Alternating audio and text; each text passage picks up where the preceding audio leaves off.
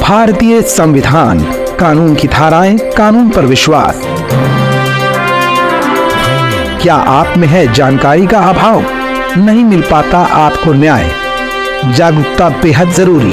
हर विषय पर मिलेगी कानूनी जानकारी। अगर आप भी हैं न्याय की तलाश में, तो आप कानून से जुड़ी हर जानकारी लें हमारे चैनल लीगल मंत्रा पर। नमस्कार, मैं एडवोकेट विवेक कुमार सिंह आपका स्वागत करता हूं अपने YouTube चैनल लीगल मंत्रा पर। दोस्तों, आजकल डिजिटल युग है और हर आदमी के पास स्मार्टफोन होता है। इसलिए एक सवाल अक्सर मेरे सभी क्लाइंट्स द्वारा पूछा जाने लगा है कि क्या फ़ोन से की गई ऑडियो और वीडियो रिकॉर्डिंग कोर्ट में सबूत के तौर पर मान्य है। तो आज का हमारा वीडियो इसी बारे में है, जिसमें हम आप सभी को डिटेल में समझाने का प्रयास करेंगे कि ऑडियो और वीडियो रिकॉर्डिंग को कोर्ट में किस प्रकार से साक्ष्य के तौर पर काम में लाया जा सकता है और ऑडियो और वीडियो रिकॉर्डिंग को कोर्ट में सबूत के तौर पर पेश करने के लिए हमें किन किन बातों का ध्यान रखना चाहिए और क्या क्या सावधानियां बरतनी चाहिए। टॉपिक सभी के काम में आने वाला है और आज के दौर के लिए बहुत ही महत्वपूर्ण है, इसलिए वीडियो को लास्ट तक जरूर देखें।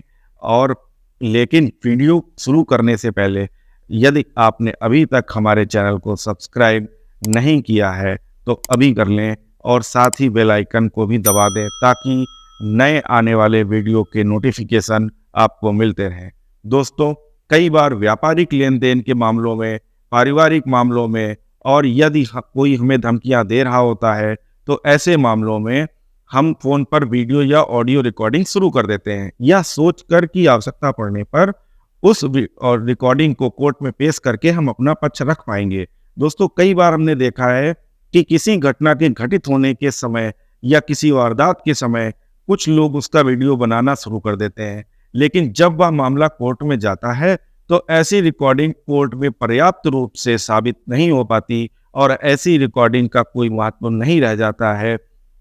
तो हम ऐसे क्या करें, ऐसे में क्या करना चाहिए या किन बातों का ध्यान रखना चाहिए जिससे उस वीडियो या ऑडियो रिकॉर्डिंग को कोर्ट केस में पेश किया जा सके या साबित किया जा सके।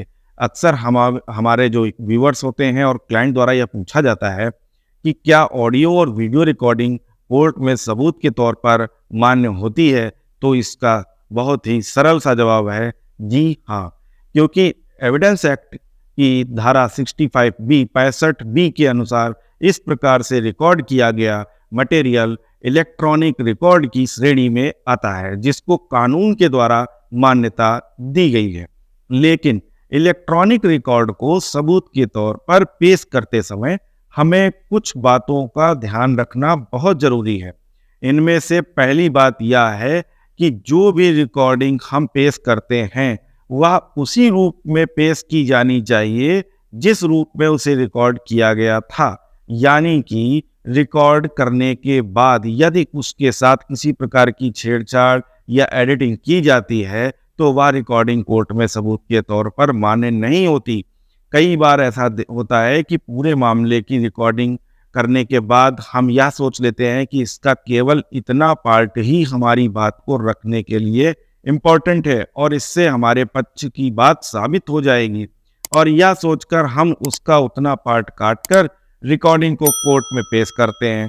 लेकिन इस प्रकार की एडिट की हुई रिकॉर्डिंग को कोर्ट मान्यता नहीं देती, कोर्ट में मान्य नहीं होता। और अगर कोई भी एडिटिंग ऑडियो वीडियो रिकॉर्ड के साथ की जाती है तो उसकी उपयोगिता और महत्व दोनों ही खत्म हो जाते हैं।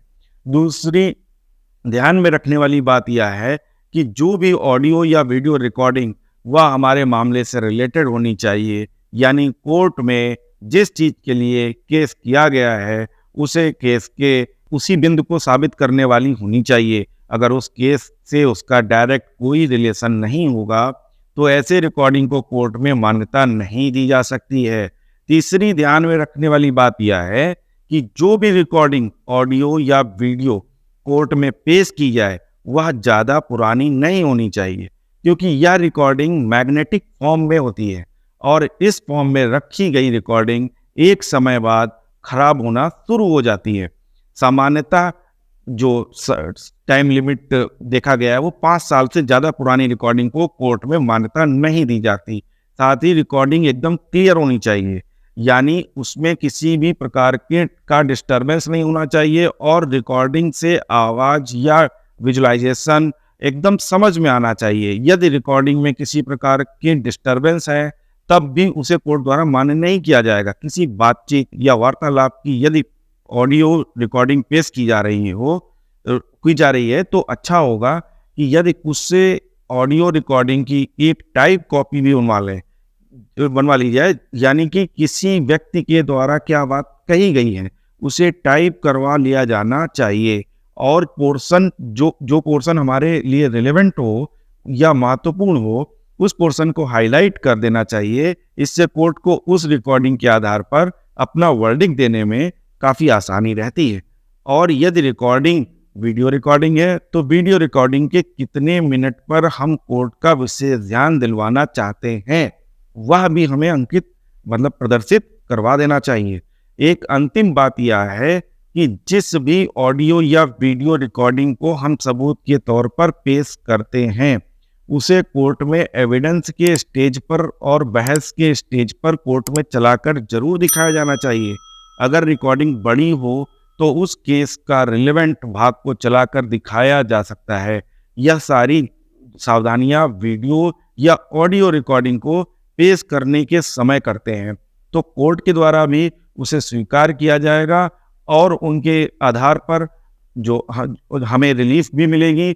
दोस्तों, जैसे कि बहुत सारे केसेस में ये देखने को मिला है कि बहुत सारे केसेस में क्लाइंट हमें फ़ोन करते हैं और हमसे कहते हैं कि हमारे मैट्रिमोनियल डिस्प्यूट चल रहे हैं या फिर उन्होंने हमसे पैसा लिया था, उन्होंने पैसा नहीं दिया है।